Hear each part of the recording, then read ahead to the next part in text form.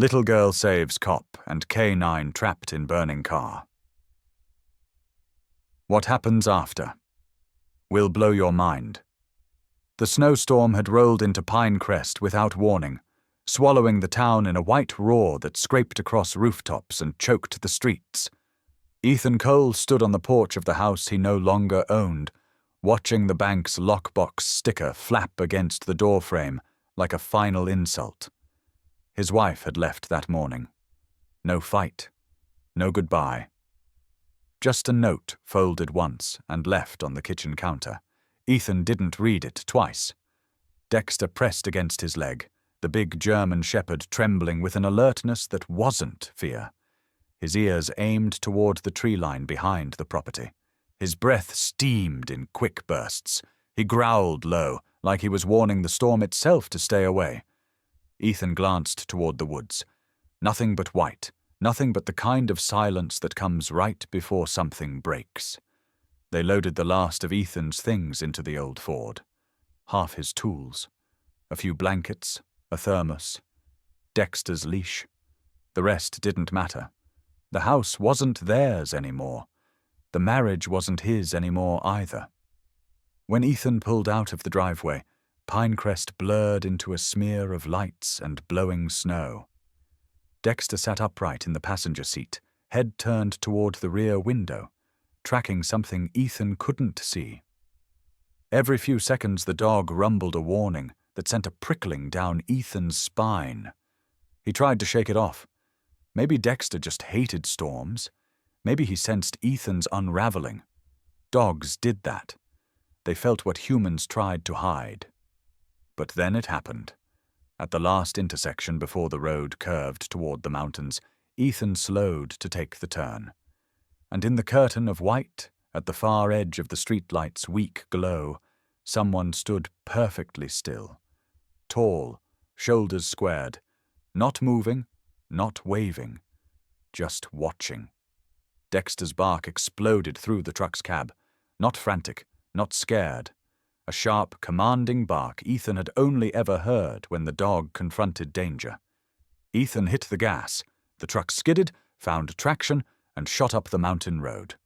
He checked the mirror once, twice, 3 times. Nothing followed except swirling snow, but Dexter stayed braced forward, every muscle taut, pupils locked on the vanishing point of the road, as if expecting that figure to appear again. The climb toward Summit Ridge was slow, the wind smacking the truck from all sides. The wipers struggled. The heater barely kept up. Ethan gripped the wheel until his knuckles hurt. He kept replaying the shape he'd seen. A man, maybe, or the suggestion of one.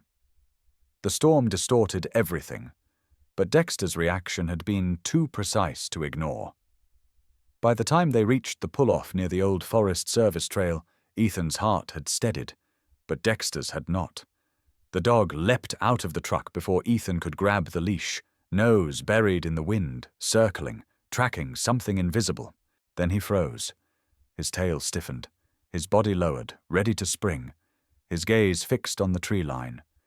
Ethan followed the line of sight. Again he saw nothing, nothing but branches tossing in the gale. The dog growled, deeper this time. It wasn't fear at all, it was recognition. Ethan crouched beside him. Dexter didn't look away from the woods, but he eased just enough to let Ethan's hand rest on his neck. The dog's fur was cold and wet, but beneath it his muscles trembled with certainty. "Is someone out there?" Ethan whispered. A branch snapped somewhere inside the dark. Dexter lunged toward the sound. Ethan grabbed his collar just in time. The storm swallowed the noise, but another sound rose with it. Footsteps, not running, not stumbling, controlled, deliberate. Someone moving parallel to them, just inside the cover of the trees. Ethan's breath hitched. He scanned the woods again. The storm made everything look alive, but Dexter was locked onto something real, something close. He forced himself to stay steady. Panic only fueled mistakes. "Back in the truck," he ordered. Dexter resisted for half a second, eyes still fixed on the darkness. then obeyed, jumping into the passenger seat. Ethan slammed the door and hit the locks.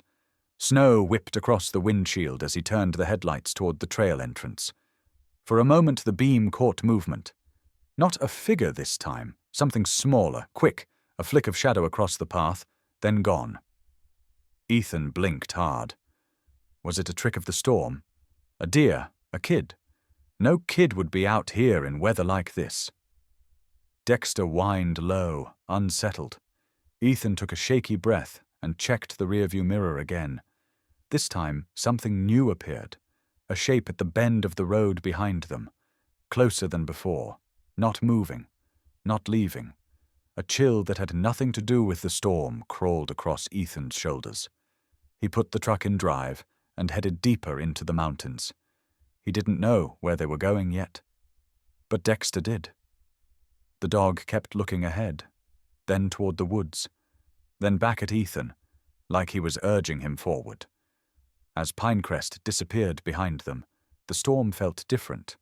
Not gentler, not calmer, just purposeful, as if it wanted to close the road behind them and force Ethan onto whatever path Dexter had chosen.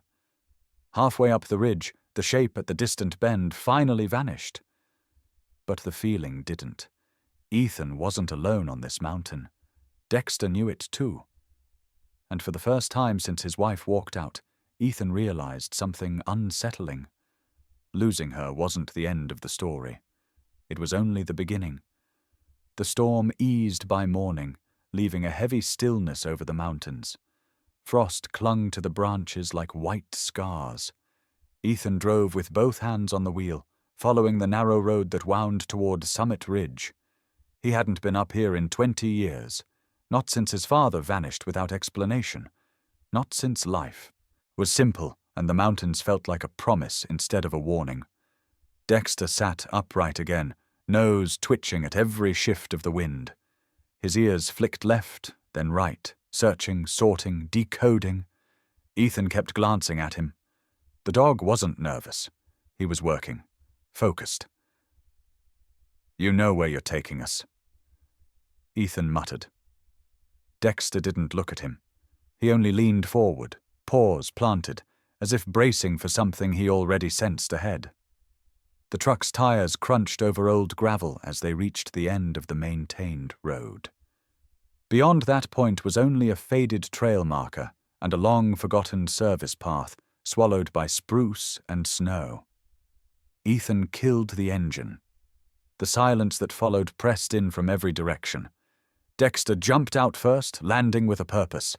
He sniffed the air, paused, then tugged Ethan's sleeve with his teeth, urging him towards the trail. Ethan grabbed a flashlight and followed. The path was barely visible, covered in drifts and shadowed by the dense forest.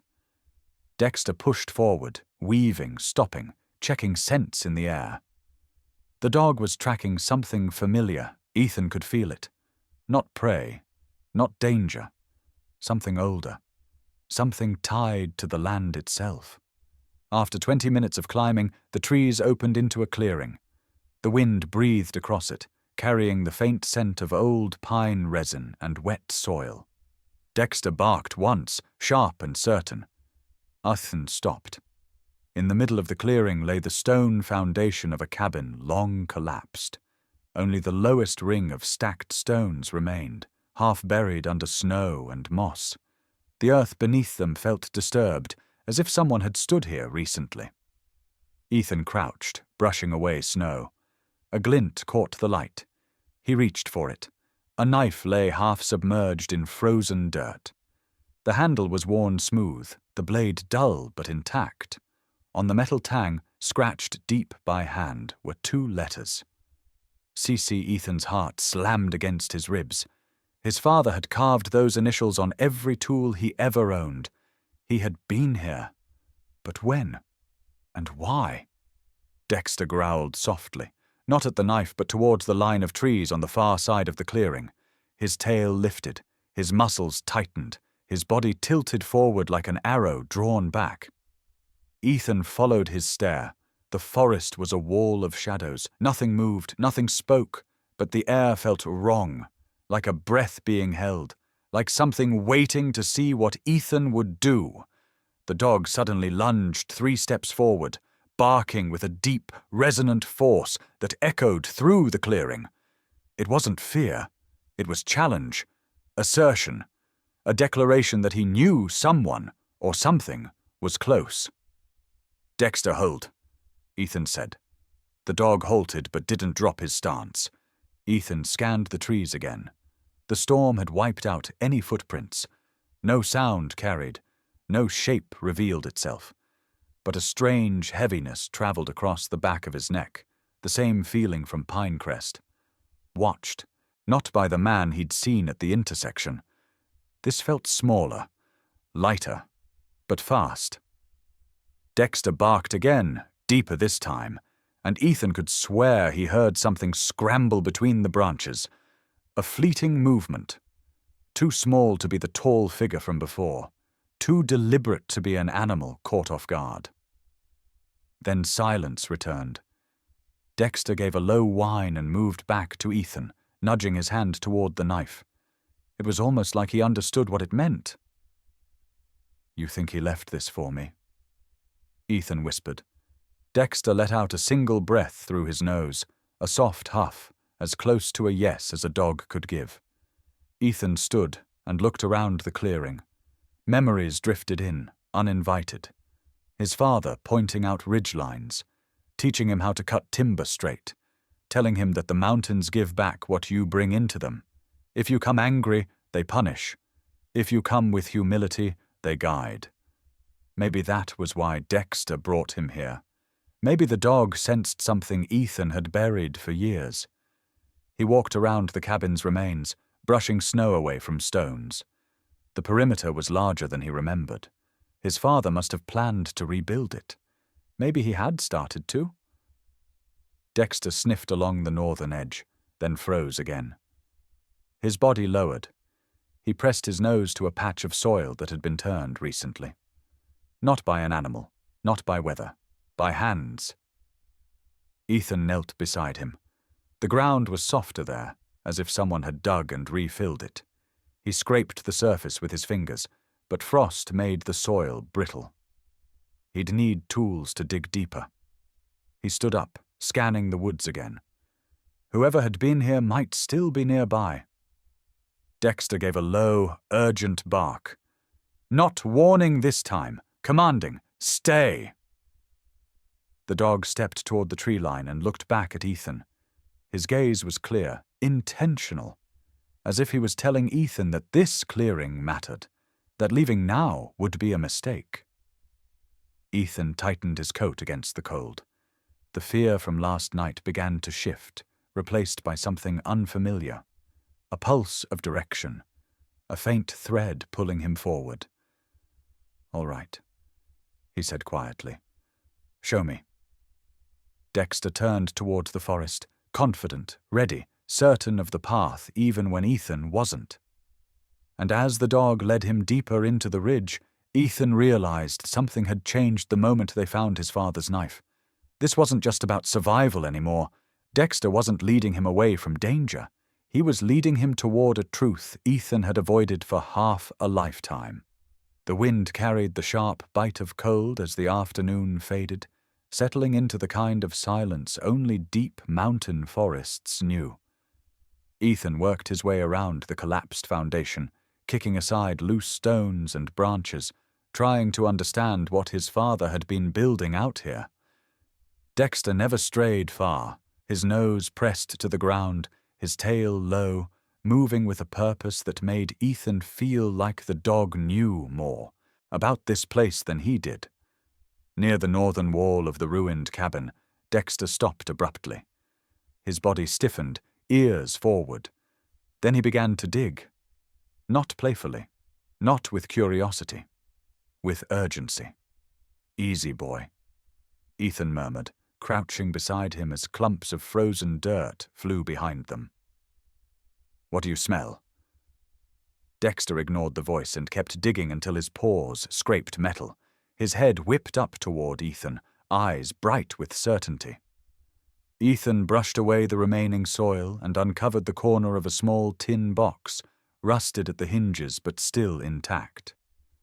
His pulse quickened. He looked around the clearing again. The air felt dense, expectant, like something was watching to see if he'd open it.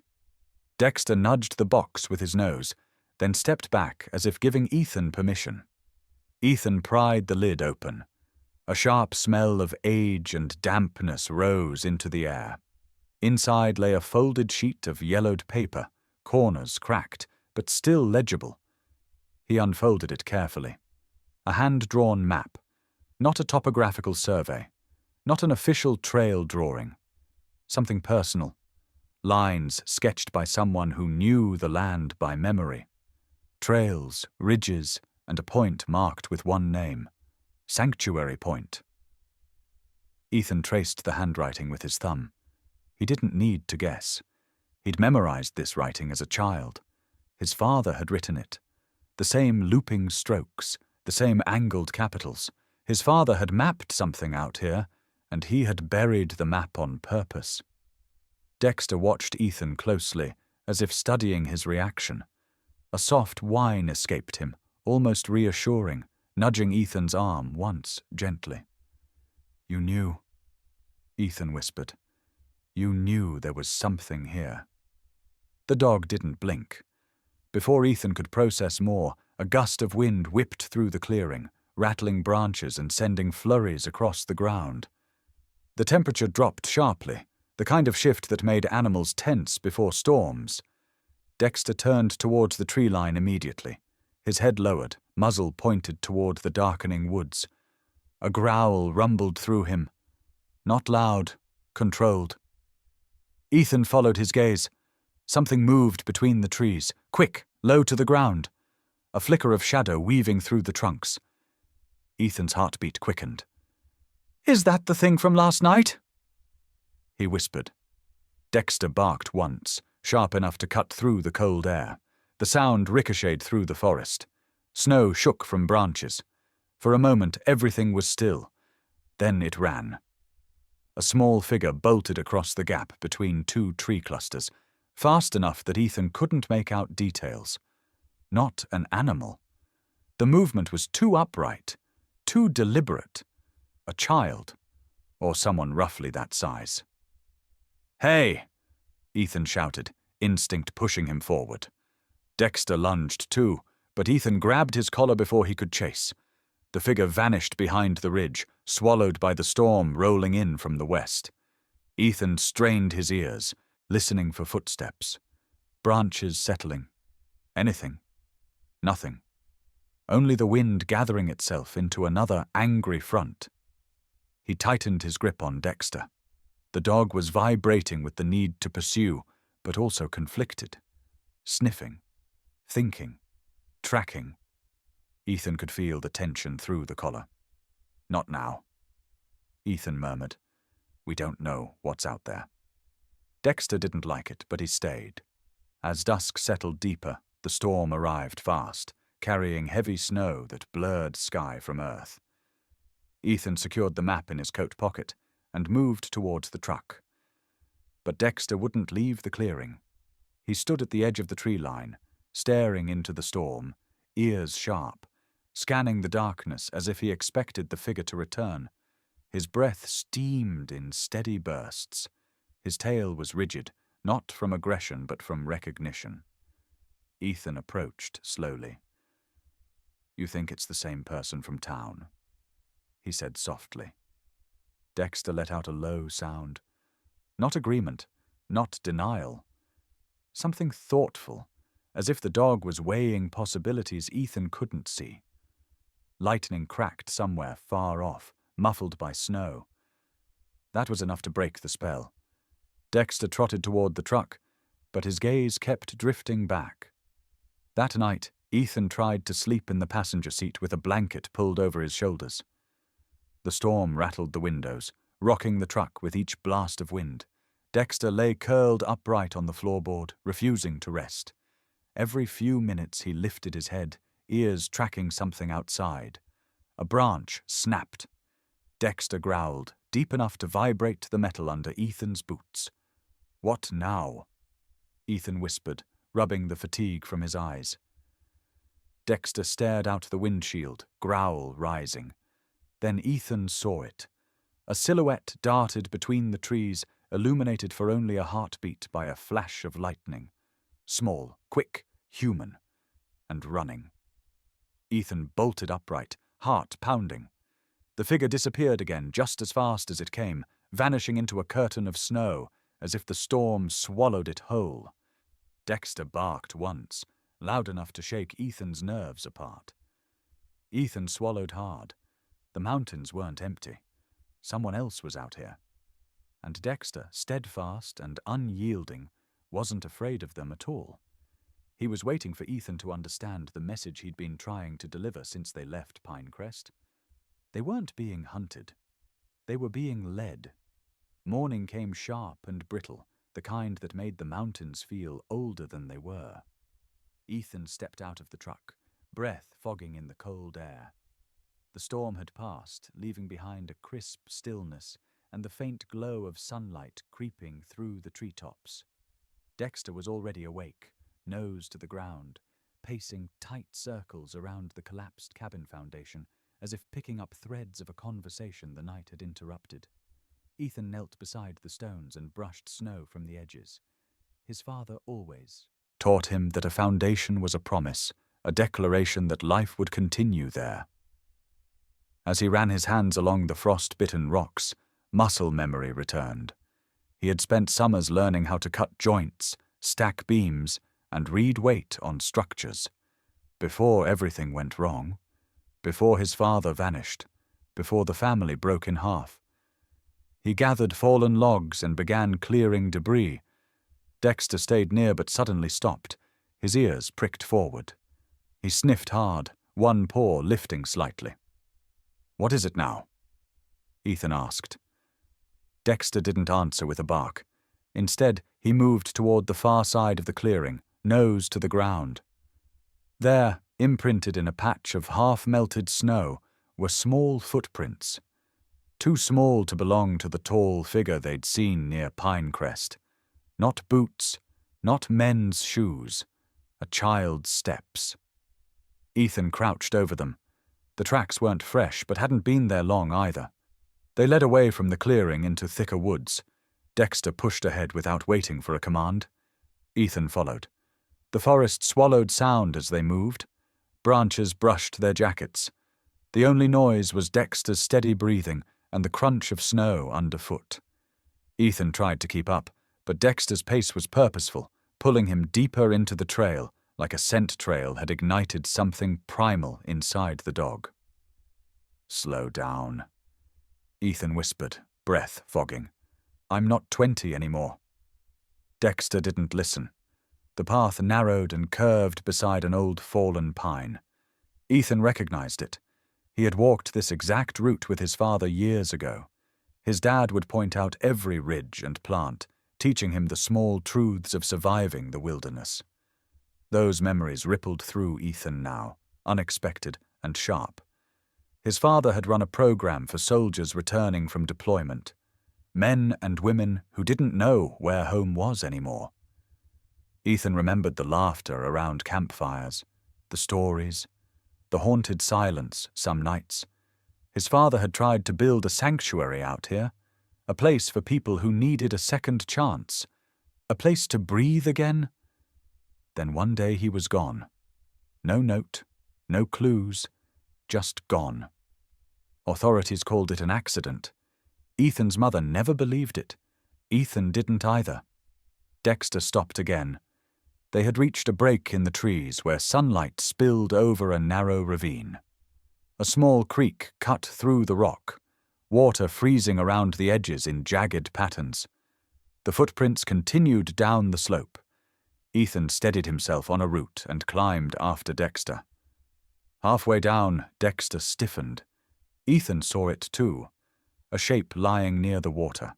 A boy, thin, barely conscious, curled on his side with his jacket half covered in frost, his hair plastered with melted snow, his lips pale.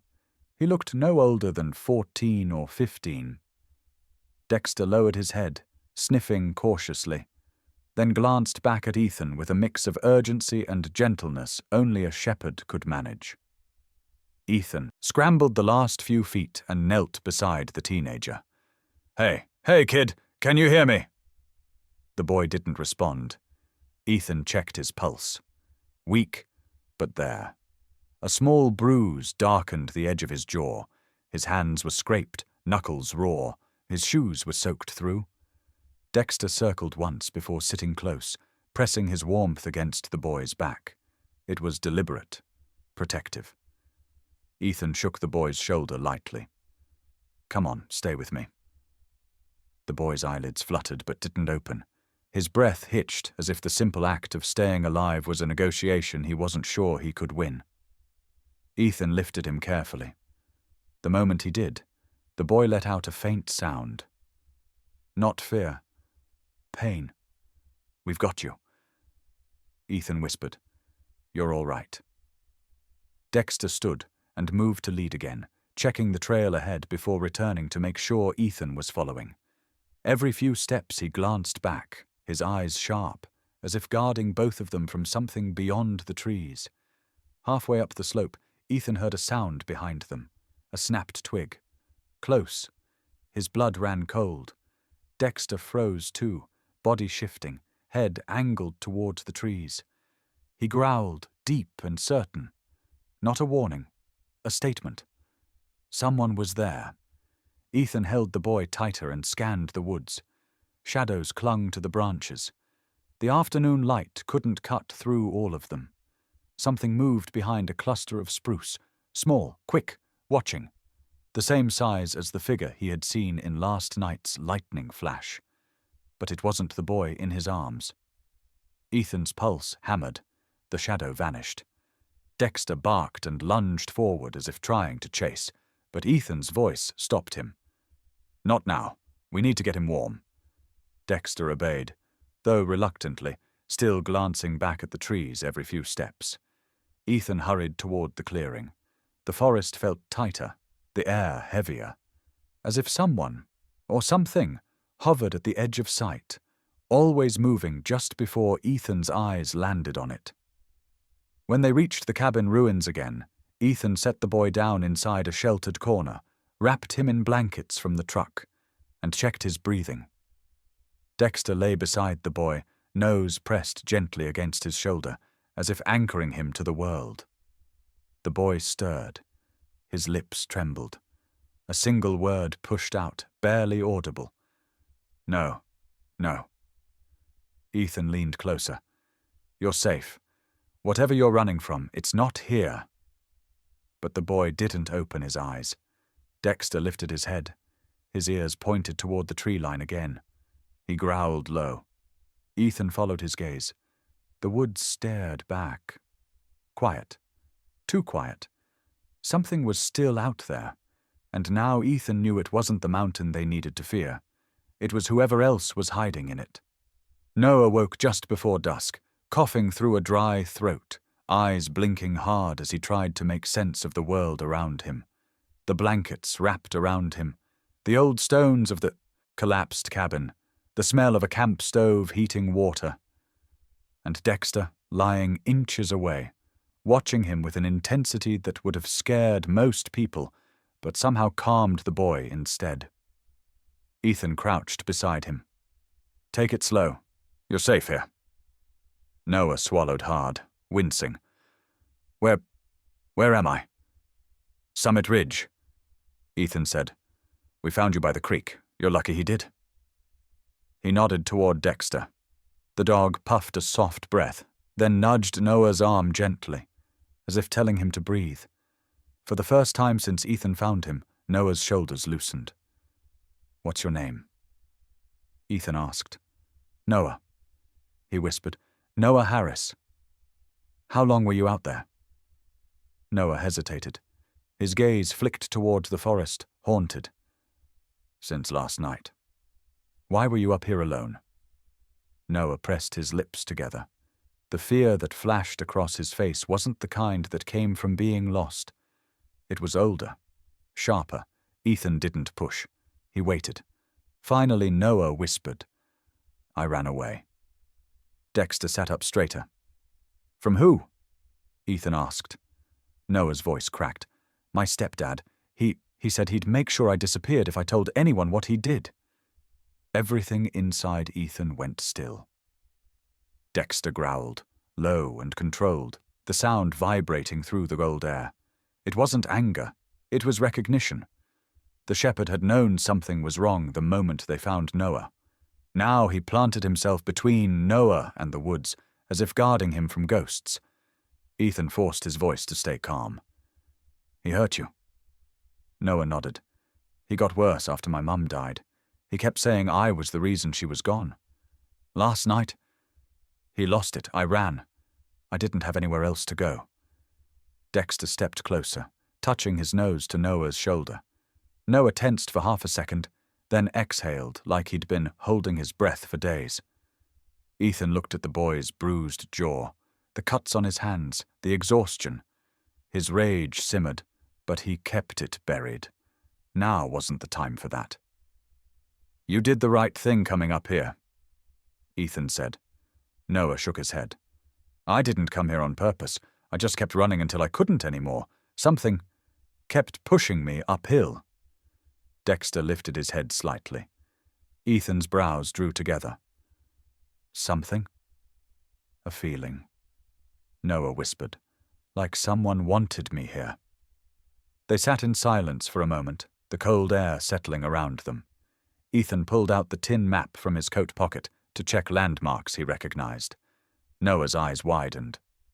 That map, the boy said, his voice cracking again. Where did you get that? You know it? Ethan asked, surprised. Noah reached for it hesitantly. My mom talked about a place like this. She grew up near here. She said the adults used to whisper about something in the mountains. A program. A camp for people who needed help. They called it a sanctuary. Ethan froze. Dexter lifted his head too. Noah traced the letters on the map with trembling fingers. Sanctuary Point. My mum said it was supposed to help soldiers, people who came back broken. But something happened. Something bad. And the project was shut down. Ethan felt the air thicken. My father ran a program for veterans, here, on this ridge. Noah looked up sharply. Then this is connected. My mum always said the truth was buried out here. She didn't know how much, but she believed someone hid something on purpose. Dexter growled suddenly, snapping both of them out of their thoughts. Ethan stood. What is it? Dexter's ears aimed toward the trail. His body stiffened. He stepped forward until his paws hit the line between clearing and forest. He didn't bark this time. His silence was worse. He sensed movement. Ethan crouched low, scanning the trees. Nothing but blue shadows and scattered snow. Then they heard it. A crunch of snow under careful footsteps. Not loud, not rushed. Someone walking with intent, following a trail, up the mountain, straight toward them. Noah's breathing turned shallow. He found me. Ethan put a hand on Noah's shoulder. We don't know that. But he knew the boy wasn't wrong. Dexter edged forward, nose to the wind. His hackles rose, his body lowered into a guarded stance. Ethan had never seen him this focused, not even during those tense moments in Pinecrest. The footsteps stopped. The silence that followed was colder than the snow. Ethan whispered, "Stay behind me." Noah nodded, trembling. Dexter took a single step towards the trees. For a heartbeat, nothing moved. Then a branch snapped. Dexter launched forward with a bark that boomed through the clearing, impossibly loud. Ethan grabbed his collar just in time to stop him from charging into the woods. The dog's muscles shook with intensity, claws scraping the frozen ground. "Easy," Ethan murmured, though his own voice shook. "Don't run in blind." The forest remained closed, holding its secrets tight. No figure stepped out. No call came. Whoever was there didn't run. They simply backed away, as silently as they had approached. Dexter didn't relax. Not even after the footsteps faded. He stayed rigid, staring into the trees like he was memorizing the presence. Noah whispered, "He's hunting me." Ethan shook his head. "Someone might be, but your stepdad isn't the only possibility." Noah swallowed hard. "Then who is?" Ethan glanced at the map. His father's handwriting, the buried box, the shadow darting through the storm, and now someone following them up the mountain. "I don't know," he said quietly. "But whatever's out here, it knows more about this place than we do." Dexter gave a low, urgent sound. Not fear, not warning, a push, a direction, as if telling Ethan one truth he could no longer ignore. They weren't alone, and the mountain wasn't done, revealing its secrets. The footsteps returned just after dawn, not frantic, not stealthy. A steady approach that made Ethan rise before the kettle on the camp stove even started to rattle. Dexter was already on his feet, ears pinned forward, the low thunder of a growl building in his chest. Noah froze where he sat near the fire pit, clutching the blanket around him.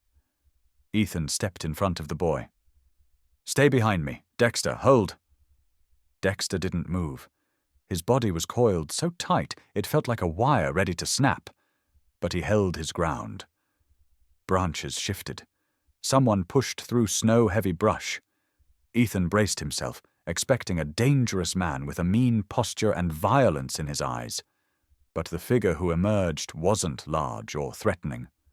A woman stepped into the clearing, breath steaming in the cold, a brown sheriff's jacket dusted with snow, one hand lifted, the other resting near her radio.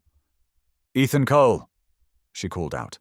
"My name's Rachel Ward, Deputy Sheriff, Summit County." Ethan didn't lower his stance. "You alone?" "Yes." She glanced at Dexter, who looked ready to take her down if he needed to. "I'm not here to arrest anyone. I'm here for the boy." Noah tensed behind Ethan, sucking in a sharp breath. No, she's with him. He sent her." Rachel immediately shook her head. "Noah Harris, I swear to God, I'm not here on your stepfather's behalf. I'm here to keep you out of his reach." Dexter stopped growling. Not because he trusted her, because he sensed something she wasn't hiding. Truth. Ethan frowned. "Prove it." Rachel reached slowly into her jacket and pulled out a folded sheet of paper. She held it out. Ethan didn't take it, so she tossed it gently at his feet. A restraining order, filed by a neighbor who had heard Noah's screams. Rachel spoke quietly. "His stepfather has a history of violence. 2 complaints. No one followed through, but when Noah disappeared, I got worried. I traced his trail up the mountain. I'm here to protect him, not put him back." Noah's breath hitched, knees weakening. Dexter stepped closer to him, touching the boy's hand with his nose, a grounding gesture. Ethan finally picked up the paper. The signatures were real. The dates matched. He exhaled, tension loosening an inch. Rachel lowered her hand from the radio. "If I wanted to take him in, I would have brought a full team. I came alone because I didn't want to scare him." Dexter studied her. His nose twitched once, twice. He stepped closer, smelling her boots, her jacket, her gloves. Rachel stood still, letting him do his work. Then Dexter did something Ethan had only seen a handful of times. He sat beside her, calm, steady, accepting. Ethan blinked. He doesn't do that for just anyone. Rachel let out a tired laugh, the kind people make after too many sleepless nights.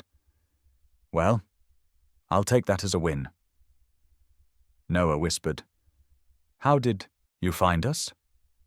Rachel brushed snow from her shoulder. "Because you weren't the only one being hunted." Ethan stiffened. "Explain." She hesitated, choosing her words carefully. "A group of federal contractors moved into the old mining corridor 3 weeks ago. They told our department they were doing geological surveys. But that's not true." "What are they really doing?" Ethan asked. Rachel's eyes drifted toward the ridge, toward the collapsed foundation of the very cabin Ethan had been trying to rebuild. They're restoring a decommissioned therapy facility. Quietly. Off the books. Privatized trauma treatment. Big money. They're hiding something big up there. Ethan felt the cold reach deeper than the wind. What does that have to do with us? Rachel nodded at the stones beneath their feet. Because this land, this foundation, used to be called Mountain Sanctuary. Ethan's throat tightened. My father's project. Rachel nodded. Charles Cole, a respected builder and rehab coordinator for returning soldiers. I read the archived files on him. He tried to build a place that didn't turn vets into case numbers. A real sanctuary. He vanished. Ethan said softly. Nobody ever found out what happened. Rachel took a slow breath. Because the project was seized. The funding redirected. Your father's work was buried. But someone didn't give up on the land. They're back, and they don't want anyone uncovering what was left behind. Noah looked from Rachel to Ethan. They don't want us here. They didn't expect anyone to be. Rachel replied. Ethan scanned the tree line again. It felt like eyes still watched them from somewhere deeper in the woods. What do they want with a kid? He asked. That's the thing. Rachel said. I don't think Noah was the target. Ethan's stomach dropped. Then who was? Rachel looked at him. You. Ethan felt the air still around him. You're the son of the man who started all this. She added. And someone on that mountain knows it. Dexter stood again, posture sharpening, his eyes locked on the ridge like he expected something to emerge. Rachel's radio crackled suddenly. A voice whispered through. One word only. Movement. Rachel's face drained. Ethan felt adrenaline rush to his hands. They're coming? Not up the trail, Rachel said. Around. Dexter barked, sharp and explosive, spinning towards the north slope. His entire body bristled with a warning so intense Ethan had no doubt left. They weren't imagining danger. It was already here. Rachel stepped forward, her voice steady but urgent. Ethan, Noah, you need to listen. Before she could continue, a distant clang echoed through the valley. Metal striking metal. Purposeful. Dexter's bark deepened, fierce and unbroken. Tell us, Ethan demanded. Rachel met his eyes. Your father's sanctuary wasn't just a rehab camp. A beat of silence held. It was hiding something the government lost control of. The wind swept across the ridge, carrying a low, distant hum Ethan had never heard before. Dexter moved in front of them, head low, stance protective. Whatever truth Rachel had brought with her, it wasn't the end. It was the beginning of everything their fathers had left behind. The snow had settled into a thin crust by morning, the kind that cracked softly under every boot step. Ethan didn't sleep. Neither did Dexter. The dog stayed posted at the door, head high, ears flicking at every shift of wind, as if expecting the mountain to speak again. Rachel returned just after sunrise with a small black box tucked under her arm. A flash drive sealed with a metal tag hung from its handle. You said you wanted answers, she murmured. These are the ones your father never got to give. Ethan's hands went cold even before he opened the box. Inside were photocopies of letters, old logs, transcripts, a recorded testimony that had never been submitted to any public hearing, all with his father's name on them. Charles Cole, builder, veteran advocate, project lead of Mountain Sanctuary. Rachel pointed to the oldest document. This is where it started. Ethan unfolded it slowly. The ink was faded, but the words hit like a blow. Mountain Sanctuary must remain free of privatization. Veterans deserve care, not profit. If you push this through, I will speak publicly. The final lines made Ethan's breath tighten. I know what you're planning to do with the land. I will not let you turn it into a cash machine. I will not let you bury the people you promised to help." Rachel's voice softened. 2 weeks after he wrote that, he vanished off the record. His co-workers were told he resigned. No report filed. No investigation. Not even a missing person case. Noah watched Ethan carefully. Fear and sympathy mixed in his young face. Ethan's jaw tightened. He warned them, and they silenced him. Rachel nodded. "Your father wasn't unstable. He wasn't lost. He was buried, literally and legally." Dexter rose and pressed his shoulder against Ethan's thigh, grounding him. That simple gesture hit Ethan harder than any document could, as if Dexter knew the truth long before Ethan did. Rachel unfolded a county land deed. "He left this ridge to you. Someone kept that buried, too." Ethan stared at the map on the table. The same one Dexter found. His father's handwriting. The cross marking Sanctuary Point. Everything pointed here. Noah broke the silence. "So what do we do now?" Rachel placed the flash drive in Ethan's hand. "We expose them. You go public. These records prove your father's project was stolen. You can force a federal review." Noah nodded eagerly. "We can stop them from turning this place into something ugly." Dexter gave a short, sharp bark of agreement. Ethan closed his eyes. He saw his wife leaving. The empty house, the foreclosure notice, the long drive into the mountains, the ruins of his father's dream. He had nothing left to lose. But he still had Dexter. He had Noah's trust, and his father's work beneath his feet. Ethan exhaled. "We do it." Rachel opened her mouth to respond, but she stiffened suddenly. Her eyes shot towards the tree line. Engines, low, controlled, climbing the ridge. Dexter's snarl cut through the cold air like a blade. 3 white federal SUVs crawled into view, their tires grinding over the icy slope. Men in windbreakers stepped out before the vehicles even stopped moving. The same emblem on their jackets. The same cold corporate authority in their posture. One of them called out, "Ethan Cole, you are occupying restricted land. You need to vacate immediately." Rachel stepped forward before Ethan could speak. "You have no jurisdiction to remove him." The man's expression didn't shift. "Sheriff Ward, this is a federal site. Our clearance overrides yours." "It's Deputy Ward," she said, raising her phone. "And I'm live." The man froze. Rachel tilted the phone, showing the snowy ridge, the federal vehicles, the men approaching. Thousands of viewers already tuned in.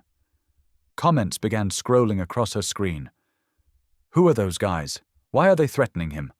What is Mountain Sanctuary? What are they hiding?" The agent lowered his voice. "Turn that off." "No." Rachel replied. "Say what you came to say." The man tried to step forward. Dexter beat him to it. The shepherd surged into his path, fur bristling, teeth bared but controlled. Not reckless, tactical. His growl rumbled so deep it vibrated in the frozen air. The agent stumbled back, startled. "Control your dog." Rachel didn't lower the camera. "He's controlling himself better than you are." The tension cracked. The live stream numbers spiked past 20,000. Noah moved instinctively toward Dexter, grabbing the dog's collar, but Dexter didn't budge. He stood planted like a stone pillar, a protector without hesitation. Ethan stepped beside him. "This land belonged to my father. I have proof." He held up the deed and the printouts. "Your agency covered up a federal rehab program, stole it, and now you're trying to turn it into a private operation. And you tried to shut down anyone who knew the truth." The agent's jaw twitched. "You're trespassing on restricted property." Rachel turned the camera toward him. "And what exactly makes it restricted? Because your bosses say so, or because they're scared of what this family is about to expose?" Shouts erupted in the comments. Let him talk, show the papers, protect the dog, expose the truth. The agents exchanged uneasy glances. This wasn't the mountain anymore. The entire country was watching. A second agent tried. Look, we can discuss this. No, Ethan cut in. We're done discussing. These documents go public today. Noah stepped beside him. And I'm staying here. This is the first place I've felt safe since my mom died. Dexter barked once, loud, a final punctuation mark. Rachel raised the phone higher, voice unwavering. If you lay one hand on either of them, every person watching will know exactly who you are and what you came here to do. The lead agent's expression twisted in frustration. He stared at Ethan, then at Dexter, then at Rachel's phone. Finally he spat. This isn't over. No, Rachel replied. It's just beginning. The agents retreated to their SUVs, engines roaring down the ridge. But their departure didn't bring relief. It brought something sharper. Momentum. Noah let out a shaky breath. Ethan placed a hand on his shoulder. You okay? Noah nodded slowly. They're scared of you. Not me, Ethan said. The truth. Dexter pressed against Ethan's leg, steady and warm. Rachel ended the live stream, exhaling tremors she'd been holding back. That went better than expected. Ethan looked at her. Did it? Rachel smiled faintly. Well, none of us got arrested. Or shot at, so yes. Noah laughed once, shaky. What now? Rachel turned towards the ridge, her breath forming a cloud in the cold air. Now, she said, we take this fight to the people who buried your father's legacy. Ethan straightened his shoulders. Dexter stood at his side, tail low, stance forward, eyes bright in the morning light. For the first time since his life fell apart, Ethan didn't feel broken. He felt aligned. With the truth. With the boy he'd saved.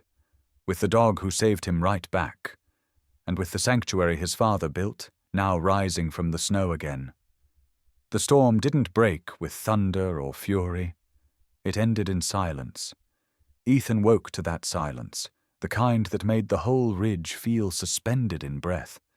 Snow hung on the branches like cotton, and the world outside the cabin foundation shone with a soft, muted glow.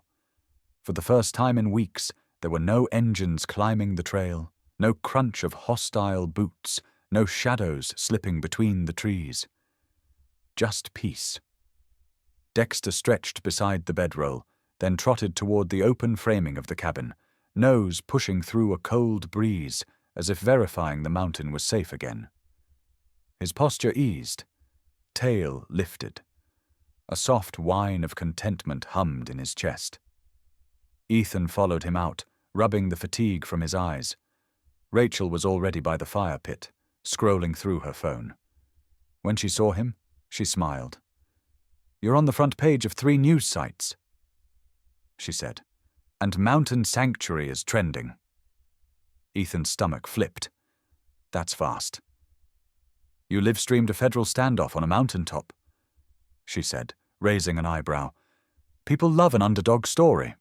Or in this case, an underdog with a shepherd. Dexter barked, as if claiming his due credit. Rachel laughed. Yeah, you too, big guy. Noah emerged next, the blanket draped around his shoulders, looking more rested than he had since Ethan found him by the creek. The bruises around his eye had started to fade, replaced by something gentler. Hope. Are they still coming back? Noah asked. Rachel breathed out through her nose. Not today, not tomorrow, maybe not ever. The state attorney general announced an investigation at sunrise. Into them? Ethan asked. And into what happened to your father? Rachel replied softly. Ethan's throat tightened.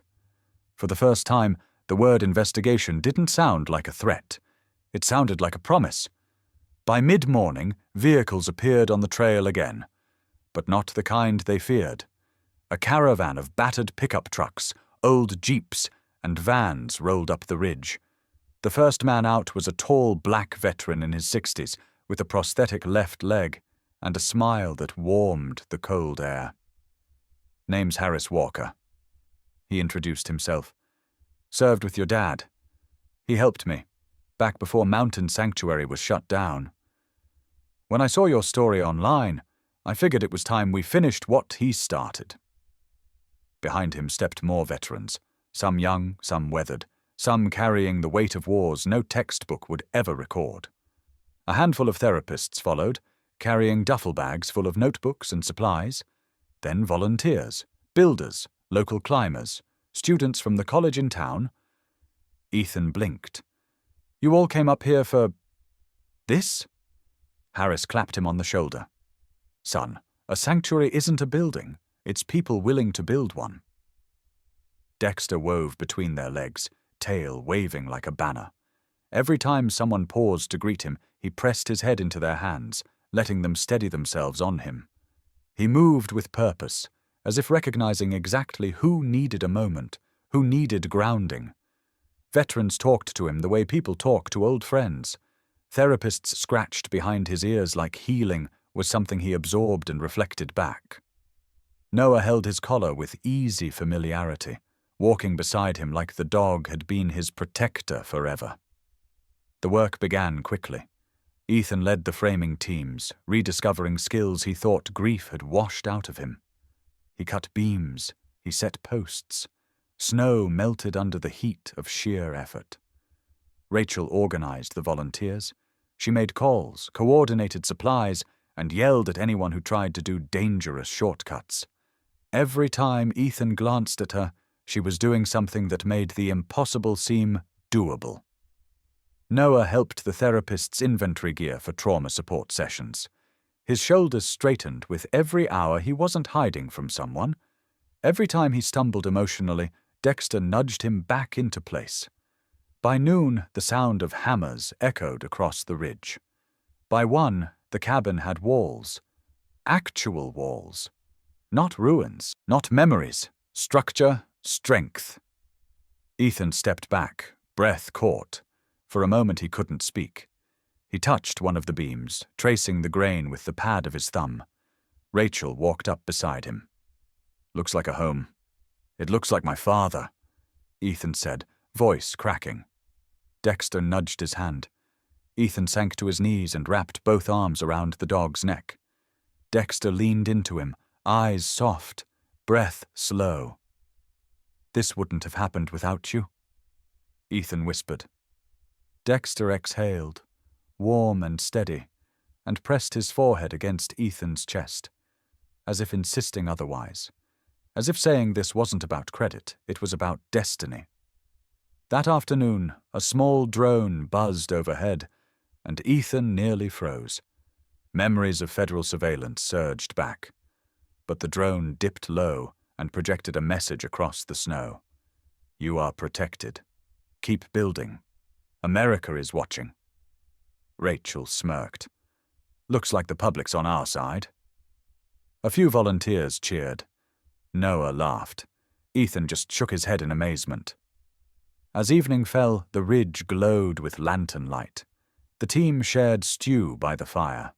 Laughter flickered between strangers who didn't feel like strangers anymore. Noah leaned against Ethan's arm. "Do you think they'll shut this down again?" Ethan looked at the new cabin walls, the volunteers, Rachel stirring a pot over the fire. Dexter curled on the ground with 3 veterans leaning against him like he was an anchor. "No," Ethan said. "Not this time." He meant it. The world around him didn't feel lost anymore. The emptiness from his wife leaving wasn't crushing him. The foreclosure notice wasn't the end of a life. It was the beginning of a different one. One built from wood, truth, community, and the unwavering loyalty of a dog who saw more in him than he'd seen in himself. As the fire crackled and the sky turned a deep indigo, the wind carried a peaceful hush across the ridge. Dexter lifted his head once, ears twitching, scanning the horizon. Then he settled again, satisfied, For the first time in years, Ethan allowed himself to smile. Not the small, guarded kind. A real one. Because Mountain Sanctuary was no longer a forgotten blueprint. It was rising from the snow. And they were all rising with it. 1 year passed, but the ridge looked almost untouched. The snow still fell thick in winter. The pines still bowed under the wind. Yet every inch of Summit Ridge carried a different pulse now. Steady, warm, alive. Mountain Sanctuary had become exactly what its name promised. Every morning, before the sun climbed over the far peaks, Dexter walked the perimeter of the property. His muzzle had silvered, his gait had slowed, but his posture, alert, intentional, had never lost that quiet authority. Veterans called him the Old Captain. Therapists called him the Anchor. Kids simply called him Dex. And Ethan still watched him every morning like he was watching a miracle. The main lodge was finished now, windows wide and tall enough to catch the sunrise. The therapy cabins ringed the clearing. A reclaimed barn served as the workshop where Ethan taught woodworking to veterans and teens alike. Laughter traveled farther than any construction noise ever had. Noah was taller, steadier, his shoulders no longer curled inward. He was 16 now and had started helping Rachel with intake forms. He had also started shadowing Ethan in the workshop. Whenever people asked who he was, he answered with a quiet pride. "I'm part of the sanctuary." That afternoon, a group of high school students arrived with clipboards and winter jackets, zipped up to the chin. Their teacher approached Ethan first. "We're from Ridgeview High. The students are doing a project on therapy animals and resilience programs. We were hoping you could talk with them about Dexter." Ethan glanced towards the ridge where Dexter was trotting back, tail swaying like a slow pendulum. "Sure," he said, "but he does most of the talking." The students laughed, gathering around as Dexter reached them. One girl knelt down, scratching under his chin. A boy held out a laminated questionnaire. "Mr. Cole," he began, adjusting his glasses, "why did Dexter stay with you through everything, even when things were, dangerous?" The group leaned in, waiting for some complicated explanation about loyalty or training or fate. Ethan looked at Dexter. The old shepherd lifted his gaze, amber eyes steady and deep. He nudged Ethan's knee softly, as if reminding him he was still there. Ethan smiled, because he knew the way long before I did. The students wrote that down quickly, but Ethan could tell they didn't fully understand it. Maybe they didn't need to. Some things were meant to make sense later. They moved on to watch a woodworking session. Noah and 2 veterans were shaping planks for the new meditation cabin. Harris Walker sat nearby, carving a smooth piece of cedar. He waved when he saw Ethan. "These kids are sharp," Harris said, asking about trauma cycles and stabilization techniques. "Back in my day, nobody cared about that stuff." "Times change," Ethan replied. "Sometimes because people make them change," Harris said. His eyes softened toward Ethan and Dexter. "Sometimes because a dog drags someone out of their own darkness." Ethan didn't deny it. Inside the lodge, Rachel was briefing a group of social workers when a reporter from Denver stepped forward. "Mr. Cole, a few outlets are writing about Mountain Sanctuary's expansion. You're now listed as one of the top community-led recovery programs in the state. How do you feel about that?" Ethan paused. The man he had been a year ago, broken, abandoned, drifting, wouldn't have believed a single word. "Grateful," Ethan said. "But the sanctuary isn't about me. It's about everyone who needed a place to start again." The reporter nodded toward Dexter. "And him?" Ethan's voice grew quiet. "Especially him." Throughout the afternoon, the ridge buzzed with activity. A new therapy garden was being plotted. Volunteers rebuilt the old footbridge. Children from the youth program painted signs in bright colors. Then a car rolled up the trail, unfamiliar. Rachel stepped outside, hand instinctively near her belt. The door opened, and a woman in her late 40s stepped out. She carried herself with nervous caution. Ethan recognized her before she spoke. It was his estranged wife. The air tightened. Noah paused halfway through a plank cut. Harris lowered his carving tool. She approached slowly. "Ethan, I've been seeing the news. I just wanted to say—" Dexter stepped between them. Not aggressive, not hostile, just firm, a living line in the snow. The woman froze, eyes lowering. "I'm not here to cause trouble." "I know," Ethan said, "but this place is different. I'm different." She nodded, understanding flickering in her expression. "I'm glad you found something good." She looked at Dexter, and someone who stayed. Ethan didn't answer. She didn't expect him to. She left with a soft, bittersweet smile. A ghost from the past carried away by the wind. Dexter returned to Ethan's side, leaning into him. Ethan's hand found his fur automatically. "You were right to stay between us," Ethan whispered. The dog exhaled, slow and sure. That evening, the students gathered around the fire pit, listening to veterans tell stories about survival, fear, and rebuilding. One of the kids asked Noah what the sanctuary meant to him. Noah pointed at Dexter. "He saved me first. The sanctuary saved me next." Ethan felt the truth of that settle deep. When the sun finally dipped behind the mountains, the ridge glowed in that familiar golden light, the same hue that had marked the first time Ethan believed this place could be rebuilt. Dexter made one last patrol across the ridge. His steps were slower now, but his presence had never been stronger. He paused by the flagpole, the breeze lifting his fur, and looked out across the valley with eyes that had seen brokenness, danger, healing, and hope. This wasn't just a sanctuary for people. It was his sanctuary, too. Ethan stood at the lodge entrance, watching the dog that had rewired the entire trajectory of his life. Everything here, the cabins, the community, the peace, stemmed from one shepherd who refused to abandon him, even when the world did. And tomorrow, when the sun rose again, Dexter would be the first one awake, holding the ridge, guarding the legacy.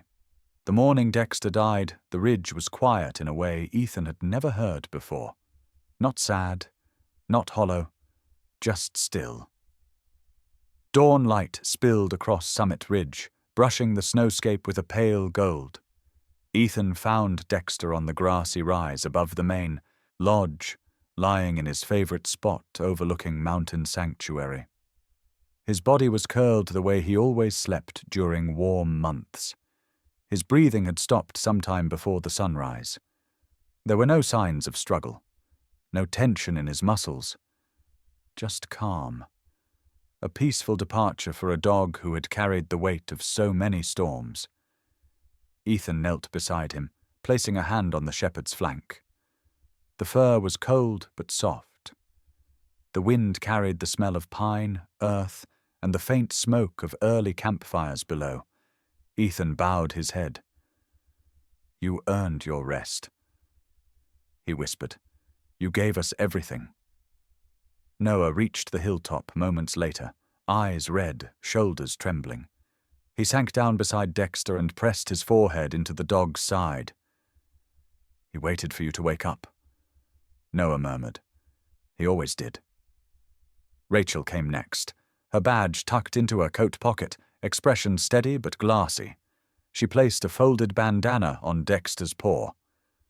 "For service," she said softly.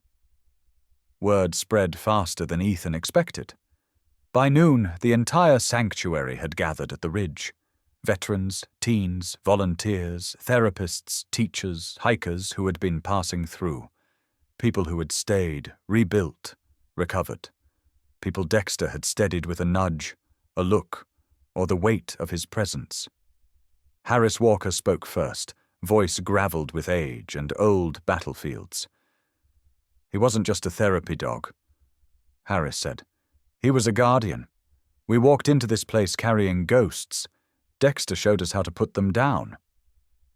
Another veteran added, "He saved more men than some commanders I knew." A young girl from the youth trauma program stepped forward shyly. "When I had nightmares, he lay by my door. I never asked him to. He just knew." Ethan swallowed the lump in his throat. The stories kept coming. Laughter in some, tears in most. Every person there carried a piece of Dexter's legacy. They buried him beneath the lone pine on the ridge crest, the one that bent slightly toward the valley, as if bowing to the wind. Ethan carved the marker himself from cedar. Dexter, protector of the ridge, teacher of the lost. When the ceremony ended, people lingered. No one wanted to be the first to leave. The silence between them was respectful, threaded with grief and gratitude. But as the crowd began drifting back toward the lodge, Noah froze. "Ethan," he whispered, "look." Down the trail, a volunteer led a young German shepherd pup no older than 6 months. The dog's coat was a darker sable than Dexter's, ears oversized and still soft at the edges. The moment he was unclipped from the lead, the pup sprinted up the hill. He didn't hesitate. He didn't sniff around. He didn't wander. He went straight to the exact spot where Dexter had kept watch, sitting down with his chest tall, gaze fixed on the valley below. Almost like he already knew the post belonged to him. Gasps rippled across the hilltop. Rachel blinked. Did anyone train him to do that? The volunteer shook her head. "He was rescued from a shelter last week. I just brought him up here for socialization." But the pup stayed seated in that unwavering stance, as if claiming a legacy written long before his arrival. Ethan approached slowly. The pup turned, looking up at him with bright, curious eyes. No fear, no confusion, only certainty. Ethan crouched, brushing a hand over the dog's head. "You know this place, don't you?" The pup wagged once, deliberate and sure. Noah knelt beside them. "What's his name?" Ethan hesitated. Then he looked at the cedar marker, the valley, the sanctuary, the place where broken people rebuilt themselves, and where one shepherd had mapped out a life for a man who'd thought he had none left. "His name is Journey," Ethan said. Journey licked his hand, sealing something neither of them fully understood yet. Within days, Journey became part of the sanctuary's rhythm. He followed Noah to the workshop and shadowed Harris at morning roll call. He slept at the base of the cedar marker for hours at a time, head resting beside Dexter's name. He watched the ridge with the same quiet alertness that had once defined the old shepherd. No one taught him. He simply stepped into the role waiting for him. 2 weeks later, the state news channel sent a crew to document Mountain Sanctuary's first-year impact. Ethan agreed to the interview reluctantly. Cameras still made him uncomfortable, but Rachel insisted the story could help more people find the place they needed. The interview took place at sunset. Journey sat calmly at Ethan's side as the reporter adjusted her microphone. "Mr. Cole," the reporter began, "everyone knows Dexter was the heart of this place. Now that he's gone, what do you hope people remember about him?" Ethan looked out over the ridge. The sun dipped behind the peaks, sending long shadows across the cabins and the snow-lined paths. Volunteers laughed near the fire pit. Veterans leaned on railings, watching the horizon. Noah stood at the workshop door, Journey pressed against his leg. "What do I hope they remember?" Ethan repeated. He placed a hand on Journey's back. The pup leaned into it, trusting. "He didn't just show me a path," Ethan said, voice steady but full. "He showed me a life worth living." The reporter lowered her mic just slightly, waiting for whatever came next. Ethan turned fully to the camera. What's your story with a loyal pet? Behind him, the sanctuary glowed with lantern light. The camera panned wide, capturing the cabins, the people, the ridge, and the young shepherd already growing into the role left behind. The interview ended there. The footage went viral, and Mountain Sanctuary continued to rise. If you felt this story in your heart, support the channel and help us keep sharing powerful tales of loyalty, courage, and the incredible spirit of German shepherds.